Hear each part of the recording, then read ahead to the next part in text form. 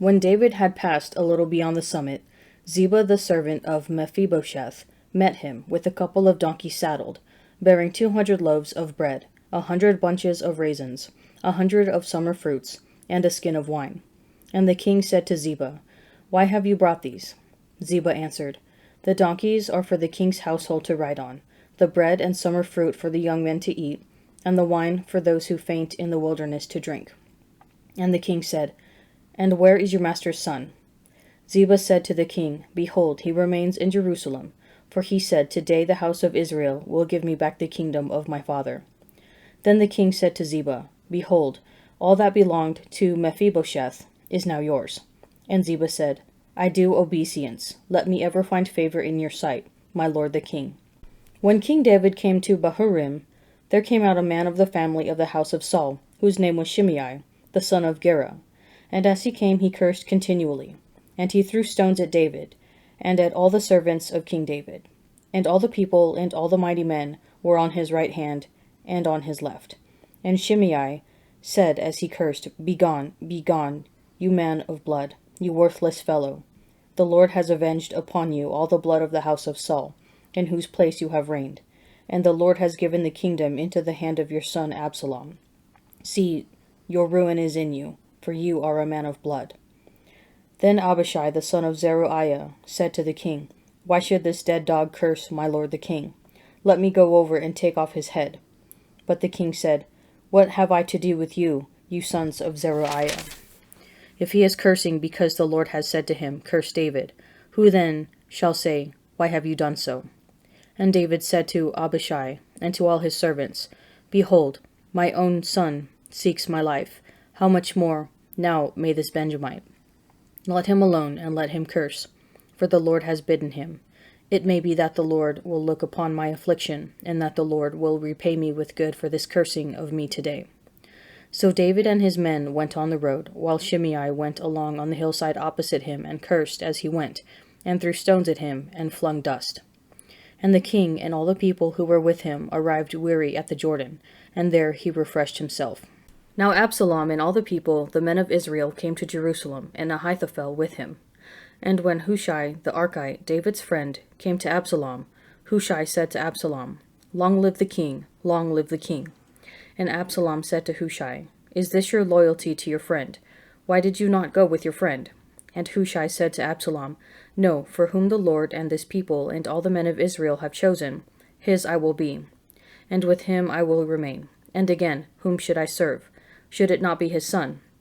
As I have served your father, so I will serve you." Then Absalom said to Ahithophel, "Give your counsel, what shall we do?" Ahithophel said to Absalom, "Go into your father's concubines, whom he has left to keep the house, and all Israel will hear that you have made yourself odious to your father, and the hands of all who are with you will be strengthened." So they pitched a tent for Absalom upon the roof, and Absalom went into his father's concubines in the sight of all Israel. Now in those days the counsel which Ahithophel gave was as if one consulted the oracle of God. So was all the counsel of Ahithophel esteemed, both by David and by Absalom. Moreover, Ahithophel said to Absalom, "Let me choose 12,000 men, and I will set out and pursue David tonight. I will come upon him while he is weary and discouraged, and throw him into a panic. And all the people who are with him will flee. I will strike down the king only, and I will bring all the people back to you as a bride comes home to her husband. You seek the life of only one man, and all the people will be at peace." And the advice pleased Absalom and all the elders of Israel. Then Absalom said, "Call Hushai the Archite also, and let us hear what he has to say." And when Hushai came to Absalom, Absalom said to him, "Thus has Ahithophel spoken. Shall we do as he advises? If not, you speak." Then Hushai said to Absalom, "This time the counsel which Ahithophel has given is not good." Hushai said moreover, "You know that your father and his men are mighty men, and that they are enraged, like a bear robbed of her cubs in the field. Besides, your father is expert in war. He will not spend the night with the people. Behold, even now he has hidden himself in one of the pits, or in some other place. And when some of the people fall at the first attack, whoever hears it will say, 'There has been a slaughter among the people who follow Absalom.' Then even the valiant man, whose heart is like the heart of a lion, will utterly melt with fear. For all Israel knows that your father is a mighty man, and that those who are with him are valiant men. But my counsel is that all Israel be gathered to you from Dan to Beersheba as the sand by the sea for multitude, and that you go to battle in person. So we shall come upon him in some place where he is to be found, and we shall light upon him as the dew falls on the ground. And of him and all the men with him not one will be left. If he withdraws into a city, then all Israel will bring ropes to that city, and we shall drag it into the valley, until not even a pebble is to be found there.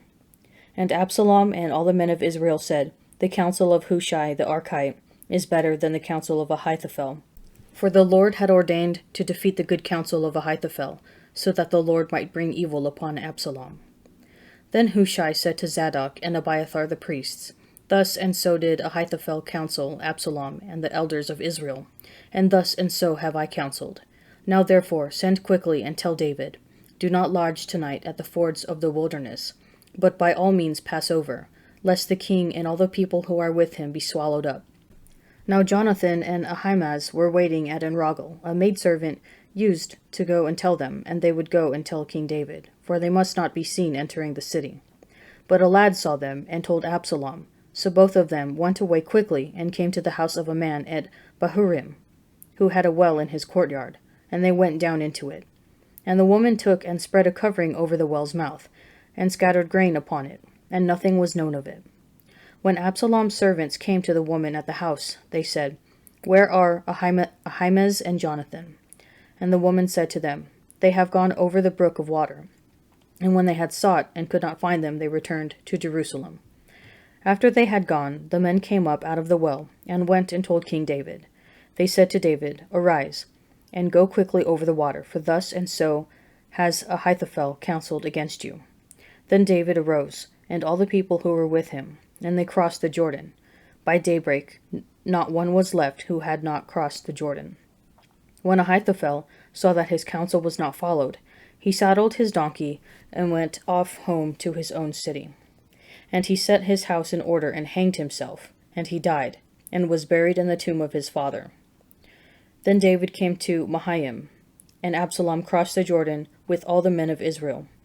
Now Absalom had set Amasa over the army instead of Joab. Amasa was the son of a man named Ithra, the Ishmaelite, who had married Abigail, the daughter of Nahash, sister of Zeruiah, Joab's mother. And Israel and Absalom encamped in the land of Gilead. When David came to Mahanaim, Shobi the son of Nahash from Rabbah of the Ammonites, and Machir the son of Amiel from Lodabar, and Barzillai the Gittite from Rogelim, brought beds, basins, and earthen vessels, wheat, barley, meal, parched grain, beans and lentils, honey and curds, and sheep, and cheese from the herd, for David and the people with him to eat. For they said, The people are hungry and weary and thirsty in the wilderness. Praise the Lord. Blessed is the man who fears the Lord, who greatly delights in his commandments. His descendants will be mighty in the land. The generation of the upright will be blessed. Wealth and riches are in his house, and his righteousness endures forever. Light rises in the darkness for the upright. The Lord is gracious, merciful, and righteous. It is well with the man who deals generously and lends, who conducts his affairs with justice. For the righteous will never be moved. He will be remembered forever. He is not afraid of evil tidings. His heart is firm, trusting in the Lord. His heart is steady. He will not be afraid, until he sees his desire on his adversaries. He has distributed freely. He has given to the poor. His righteousness endures forever. His horn is exalted in honor. The wicked man sees it and is angry. He gnashes his teeth and melts away. The desire of the wicked man comes to naught. Now when the Lord knew that the Pharisees had heard that Jesus was making and baptizing more disciples than John, although Jesus himself did not baptize, but only his disciples, he left Judea and departed again to Galilee. He had to pass through Samaria. So he came to a city of Samaria called Sychar, near the field that Jacob gave to his son Joseph. Jacob's well was there, and so Jesus, wearied as he was with his journey, sat down beside the well. It was about the 6th hour. There came a woman of Samaria to draw water. Jesus said to her, "Give me a drink." for his disciples had gone away into the city to buy food. The Samaritan woman said to him, "How is it that you, a Jew, ask a drink of me, a woman of Samaria? For Jews have no dealings with Samaritans." Jesus answered her, "If you knew the gift of God, and who it is that is saying to you, 'Give me a drink,' you would have asked him, and he would have given you living water." The woman said to him, "Sir, you have nothing to draw with, and the well is deep. Where do you get that living water?